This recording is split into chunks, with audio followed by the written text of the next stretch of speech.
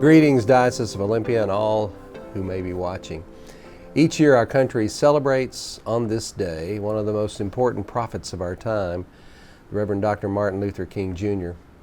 I come to you remembering with great reverence all that this prophet was and is to us still. So many still reflect on Dr. King as a prophet and voice for the liberation of African Americans and other people of color. But to do so, I believe, misses the point of his ministry and the import of his meaning today. I believe Dr. King was a prophet and voice for the liberation of all people. His life and the life of his people surely exposed the fact that liberation and equality was still a dream and not a reality, but that message was given and bravely delivered in his life for the sake of the liberation of us all. I would hope on this MLK Day we would recognize that. You don't have to look very far to note that as much progress that has been made since the days that Martin Luther King Jr. walked this earth, there is still so much more work to be done. This day should remind us of that work yet to be done. Instead, we so often want to believe that we live in a post-racist society, to believe that it is all settled and we have it all figured out. I will say, quite frankly, that's the sin of the Pacific Northwest, I think, a seeming belief that we have race all figured out here and that it's a problem for somewhere else. But it remains a problem here, very much so. And much of the problem of racism, period, does not reside in a region or a geography. It resides inside each of our hearts. That's where it is and where it must change.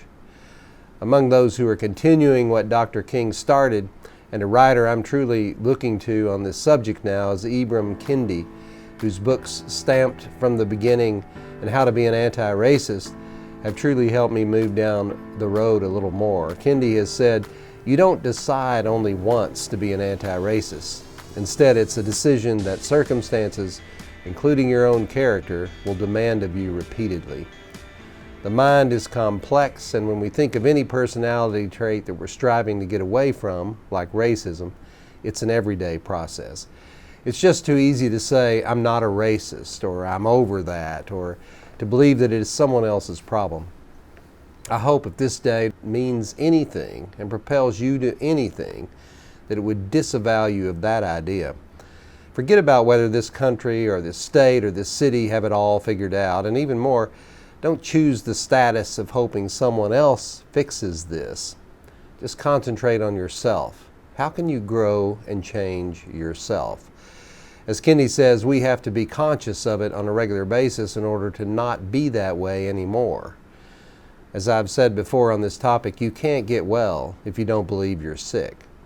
I know I'm not there yet. I learn every day. I step forward and back on this part of me that needs constant change.